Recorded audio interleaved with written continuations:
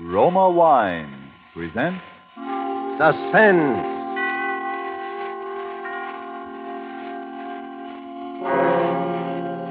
Roma Wine, made in California for enjoyment throughout the world. Salud. Your health, senor. Roma Wine toasts the world. The wine for your table is Roma Wine, made in California for enjoyment throughout the world. This is the man in black, here for the Roma Wine Company of Fresno, California, to introduce this weekly half hour of Suspense. Tonight, Roma Wines bring you two of Hollywood's favorite screen stars, Miss Virginia Bruce and Mr. Alan Jocelyn, with the noted character actor George Zucco. Our suspense play, which is produced and directed by William Spear, presents a rather neat problem. That of a crime committed while no criminal was present. And so, with a locked room, and with the performance of Virginia Bruce as an exceedingly bright young lady named Iris Lane, of Alan Jocelyn as an exceedingly shy young man named Harold Mills, and of George Zucco as the exceedingly polished Dr. Woodhall, we again hope to keep you in suspense.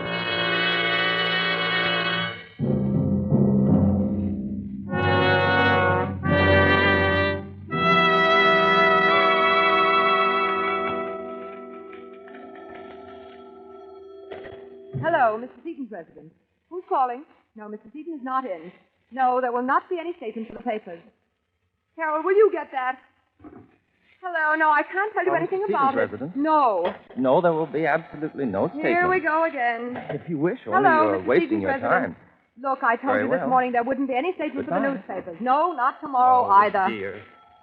I'm sorry, I'm awfully busy right now. I said I was busy.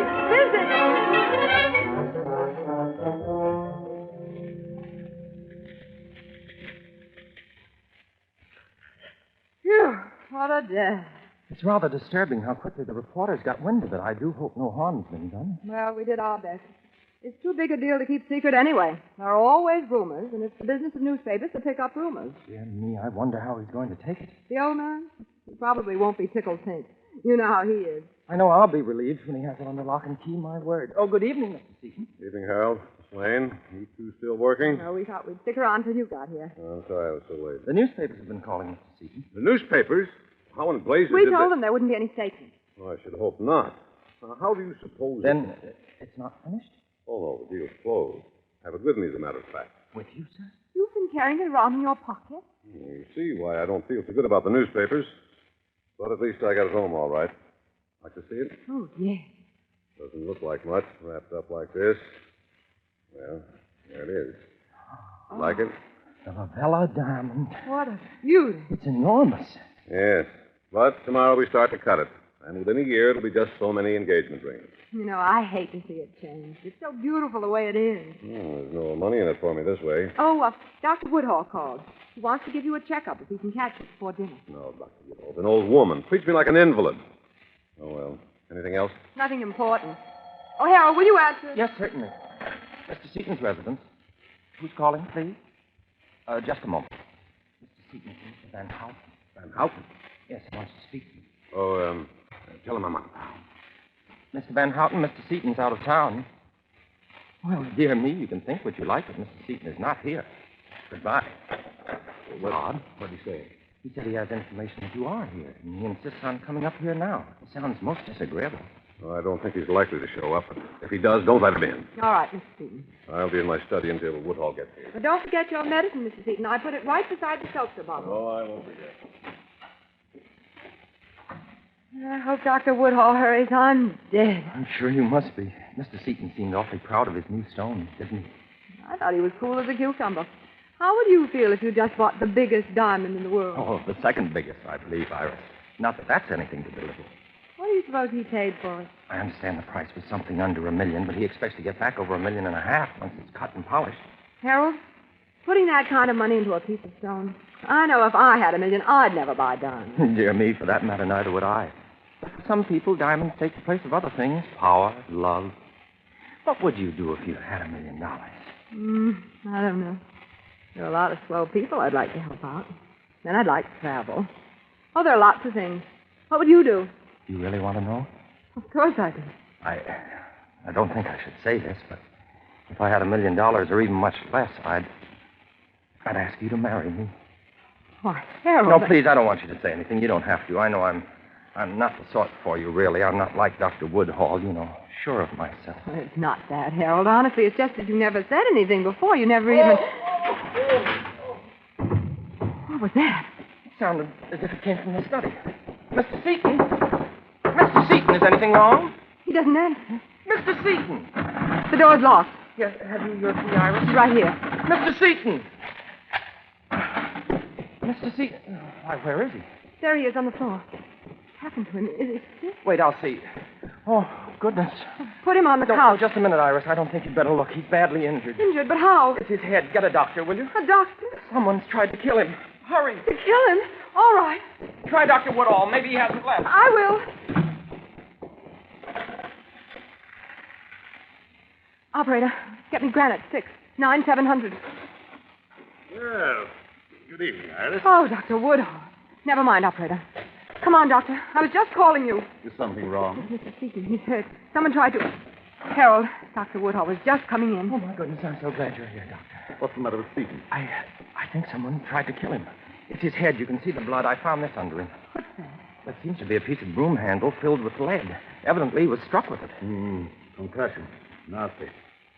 Still some pulse. I just had him in my bag. Here you are.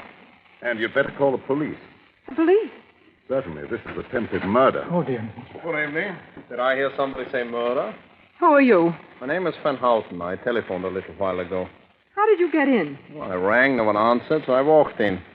I wish to speak with Mr. Seaton, but I see that perhaps I'm a little too late, eh? Perhaps you knew you'd be a little too late, Mr. Van Houten. Harold, I think we'd better leave that to the police.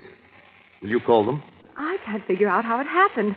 Harold, you and I have been outside that door all day. I know there wasn't anyone in this room. Iris, it must have been the windows. What do you mean the windows? No one could climb. You see, look, there's a ladder still there. And it took us some time to open the door. There is a ladder. Oh, yes, a very convenient ladder. Don't you see? It still couldn't have happened. What do you mean? Someone came through the window, hit Mr. Seaton, and escaped the same way. But it couldn't have happened that way. Look, the windows are locked. Both of them on the inside. And Harold and I were outside the only The door. windows are locked? Dear me. That means Mr. Seaton was alone. Alone in a locked room.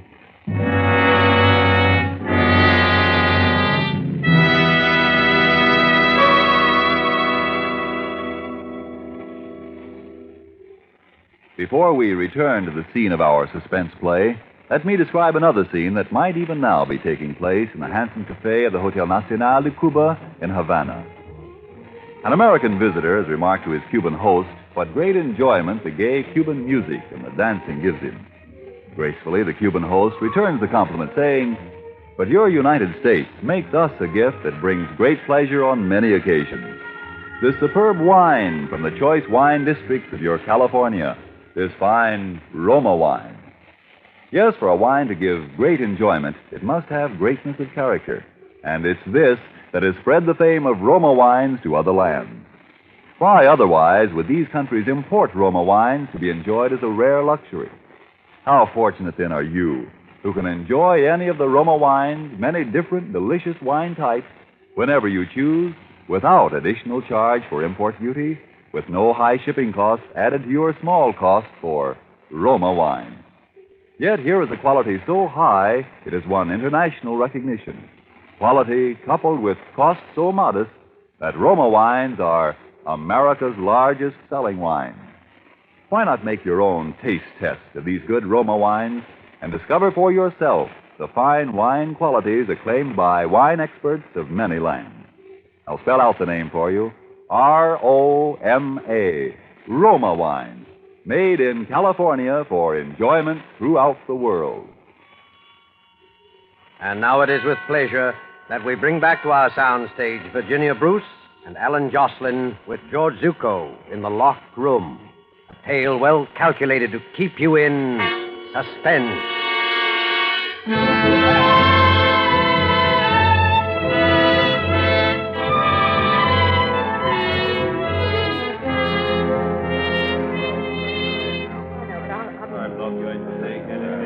All right, folks. Are you all here? There's Miss Iris Lane, Yes? Dr. Charles Woodhull, Yes? Harold Mills, and Mr. Alex Van Houten. No. Now let's get down to business. We know some of the facts, but not enough of them. We know that you four were the only people in the house when Mr. Seaton was robbed, outside of the cook, and she was in the kitchen. We know Seaton had the diamond on him when he went into the study, and that someone lifted it before we got here. We haven't located the diamond yet, but we will. Now, this business of the windows being locked, somebody here knows who locked them. One of you hasn't come clean, or all of you. It's easy to see what you're thinking, Captain Hadley.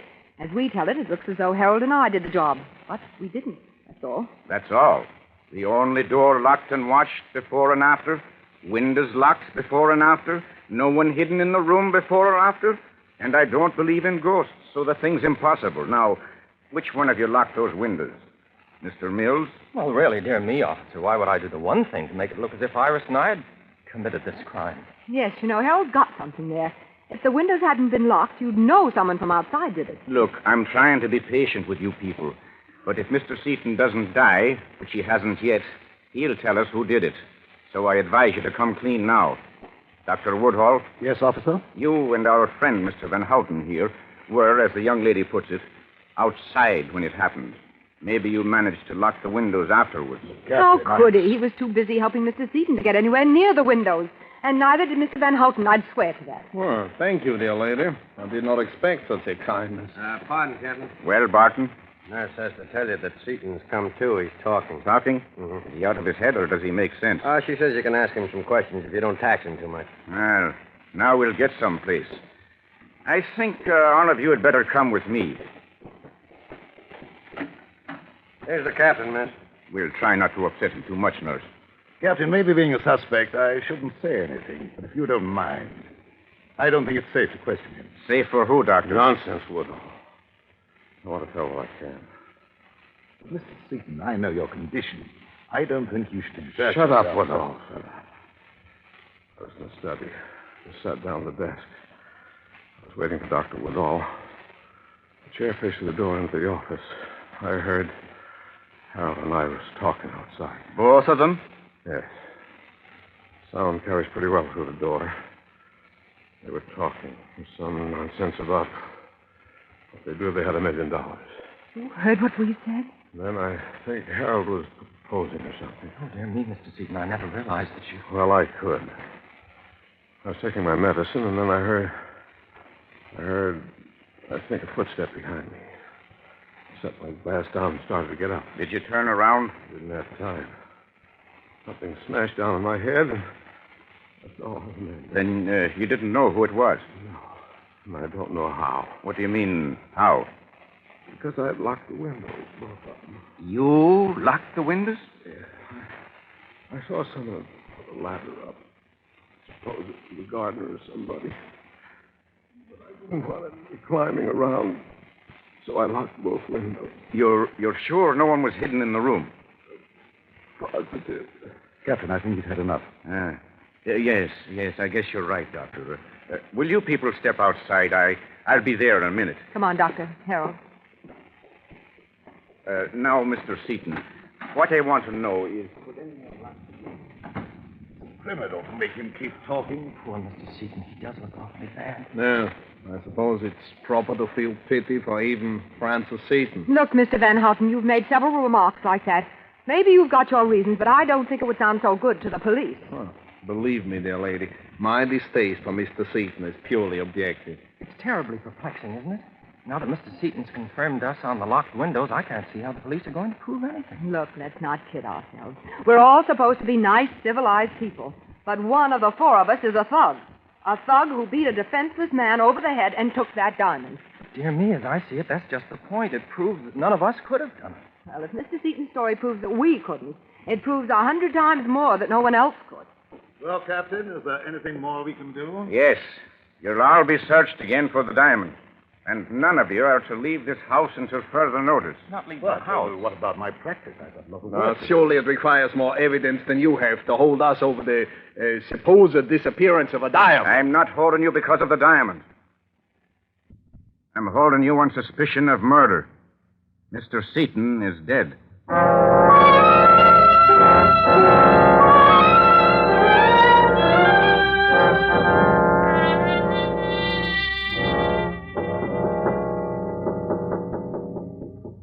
Who's there?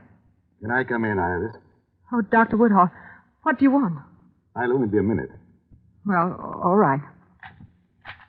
I hate to disturb you, but I'm really worried. You are? Iris, why don't you try to get out of here? Out of here? Why on earth should I? Don't you realize you're suspected of murder?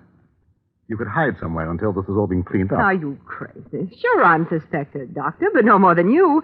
How's it going to look if I suddenly disappear? Yes, I suppose you're right. If I could only keep you out of this. I'm so worried I don't think straight. You have a cigarette, Iris? Yes, look in that box on the table. Oh, watch out, there's a lamp cord. Oh, I'm sorry. That was clumsy of me. Oh, don't let it worry you. It's no heirloom. What's that? What? Iris, look. Where did you get that? The diamond. Where did you get it? That was on the floor. On the floor. Iris, didn't the police search in here?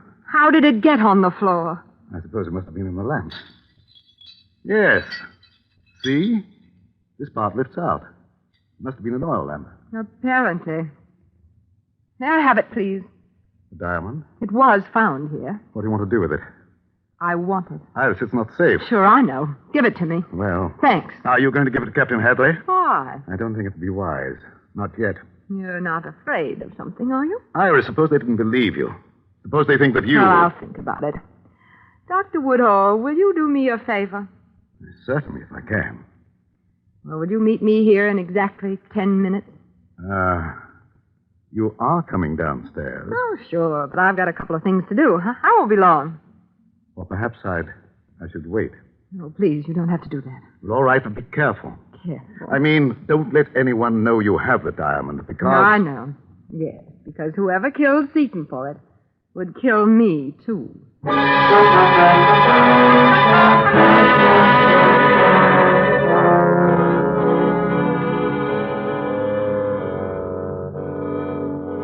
know it will be soon. Tonight. It has to be. What? Yes, I'll do it as loud as I can, but don't slip because I'm counting on you and... Iris, are you ready? Oh, yes, Anne, darling, I'm sorry. I'm really stuck for a couple of days, but we'll make it soon. Sure, dinner and a show. All right, darling. Goodbye. I didn't mean to barge in. Oh, that's okay. Let's go downstairs. Where are the others? You mean Harold and Ben Houghton? I think I heard them when I came up. Yes, they're in the office. Listen. Come on, let's go in. It'll only be for a few days. Oh, we wondered if you were coming down, Iris. My, you startled me. We're not intruding. Intruding? It sounded like you were having a little argument. Oh, no, it wasn't that exactly. You see, we were talking about, well, dear me, I don't know why I shouldn't tell you, about an engagement ring. An engagement ring? Harold. I didn't want you to know I'm buying one for Mr. Van Houten.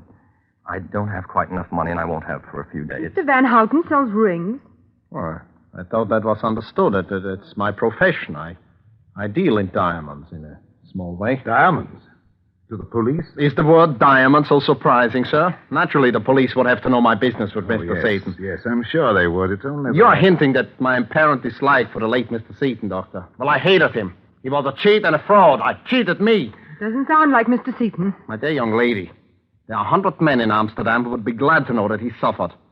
But as you know, such dislike was not the motive for his murder. Well, really, now, there's no need to be huffy, Mr. Van Houten. Well. Dear me, we all know what the motive was. I guess it was motive enough for any one of us. Yes. Look, let's face it. One of us killed Seaton, that's true, but 3 of us didn't. And yet we're all suspected. I think if the 4 of us let down our hair, maybe we can figure this thing out. Iris, I think that sounds very reasonable. If Iris needs advice or help... Maybe I do with that. I've found the diamond Dear me, found it. You Found it where? in my room. Dr. Woodhall accidentally knocked over a lamp. It was inside. And where is it now? I brought it with me. It's here in my purse. Then the police do not know, huh? So here I am, stuck with this thing, and I don't know what to do about it. Oh, dear. Iris, I'm really ashamed. I don't know how to tell you. Ashamed of what? Well, I couldn't tell the police. At least I thought I shouldn't. You see, Mr. Seaton told me in confidence. But now that we've agreed to be frank and honest... What are you driving at? I don't know why Mr. Seaton was killed. Maybe none of us will ever know that. But it wasn't because of the diamond. I knew that all along. You see, that isn't the real diamond at all. What? Preposterous. You expect us to believe that? Miss Lane, let me see that diamond, please. Sure, you're the expert in the crowd. Take a look. But I'll hold on to it, though. I don't care what Mr. Van Houten says. Mr. Seaton told me it was a replica he brought home. I don't know why. This is ridiculous. Why would anyone want to plant a false diamond in Iris's room? What about it, Mr. Van Houten? It's incredible. What?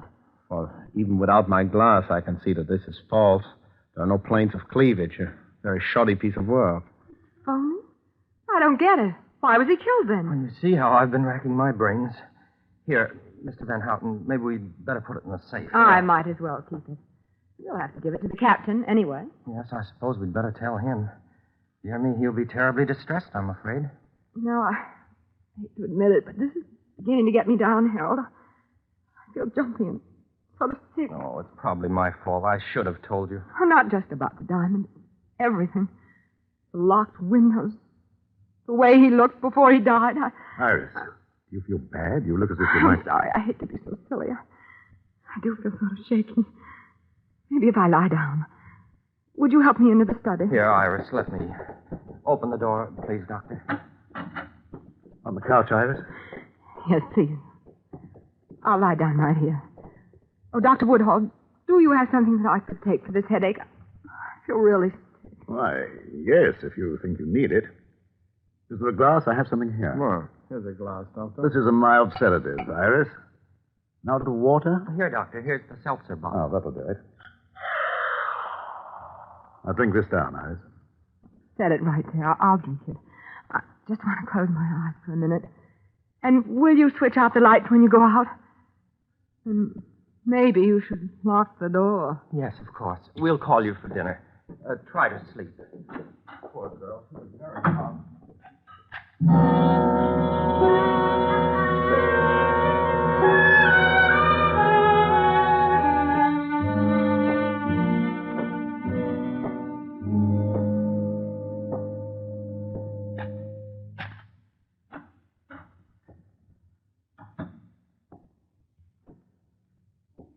Who is it? Oh, so you are awake, eh? Van Houten. Where's the diamond? Diamond. Give it to me. Well, But you said it was false. we are not so easily fooled. We know what goes on. We? Who do you mean? Never mind. Give me the diamond. And if I don't? You know what will happen if you don't. Hey, who's there? What are you doing? Oh, Van Houten, what is it? What's happened? Who is it? Turn on the lights. Harold. Well, I seem to have arrived just in time. Harold, you hit him. No, he's only knocked out. How are you feeling? Why, much better. Oh, you didn't take your medicine. No, I didn't. Oh, dear me. I was afraid you were too smart for that. Iris, I think you and I should have a serious talk. You don't mind if I lock the door? Oh, would it make any difference if Very I did? little, I admit. Now, Iris, just how much do you know? About what? Oh, come. There's no need for you to be reticent. I shall have to kill you in any case. Oh, but you can't do that. And who will stop me? Dr. Woodhall? No, Iris. He'll be very busy for a little while. The cook has become quite ill. You poisoned. No, it's nothing much. She'll recover. Tell me just how much do you know? I know about the seltzer bottle. That's how you knocked out Seaton. Oh, that's very good. You're so clever. Dear me, if I had more time, I'd be inclined not to kill you, but it's late, and I sailed with the diamond at midnight. I'm signed on as a steward on a freighter bound for Argentina. So you see, it's really time that makes this unpleasantness necessary. You know, Harold, they'll find me before midnight. Ah, but they will find with you Mr. Van Houten. Poor Van Houten, he'll be very confused. You know, I actually persuaded him that you and Dr. Woodhall were the culprits. That's why he came here to get the diamond. And now you're going to frame him with my murder. You're a pretty smart boy, aren't you? Oh, Harold? thank you, my dear. They'll probably suspect me, too, after they find out I've gone. Tell me, how did you guess about the seltzer bottle? The condemned woman ate a hearty breakfast. Okay, I'll talk. Well, I knew it must have been the seltzer bottle when I realized it was one of those kind you fill yourself with a capsule to make the bubbles. But what did you put in it? A concoction known as a Mickey Finn. But it felt so much like a blow on the head that even Seaton confirmed my little story. I knew whoever did it would try the same thing on me to get the diamond. You were the one who got me the seltzer for my medicine tonight. I suppose you saw it coming. Your little trap? Yes, I'm afraid I did. Dear me, we're just too smart for each other, aren't we? And you hit Seaton over the head when I was phoning for a doctor, just to make it look good, right? Yes, of course. Oh, I wish Seaton hadn't locked those windows. Maybe you think I don't. Well, Iris, Well, I really hate to do this, Iris. Look, Iris, I'll give you a choice. choice of what? I have here a fairly efficient gun, but it's noisy and it's messy, too. I don't like to use it. But if I have to... What else? Or you could drink what I put for you in the glass from the seltzer bottle. It would be much easier for you. It's practically tasteless. After you drink it, you won't mind what else is necessary. Well, I suppose... Yes, that's right. Pick it up. Pick it up. Now, drink it. Quickly. All right. Here goes. Why, you...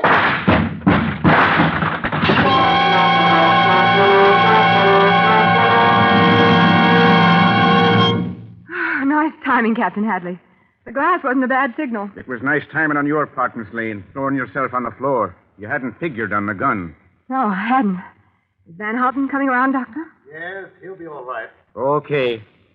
Come along, Harold. Oh, this is such a shame. Iris, before I go, I'd like to tell you how sorry I am. Sorry? Yes, about that proposal. Even if it was an alibi, I almost meant it. Dear me, it looks now as though I shall never marry. Yes. Dear me. It certainly does.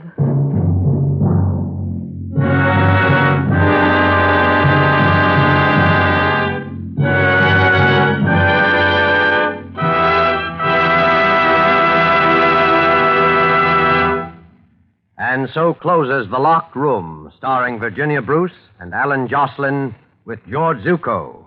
Tonight's tale of Suspense. Mr. Jocelyn appeared by courtesy of 20th Century Fox.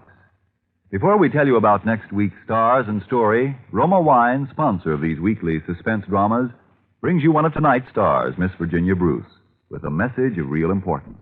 Miss Bruce. Somewhere the other day, I came across a small news item.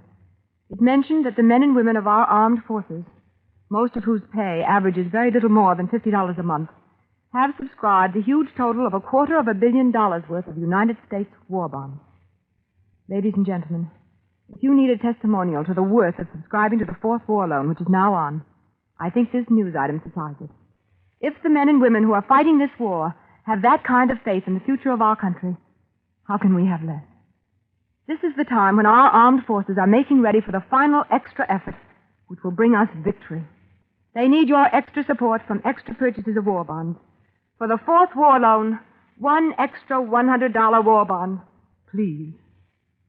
Next Thursday, same time, Roma Wines will bring you two distinguished actresses, Miss Ida Lupino and Miss Agnes Moorehead.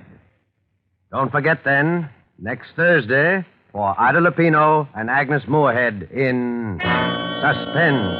Presented by Roma Wine, ROMA, made in California for enjoyment throughout the world.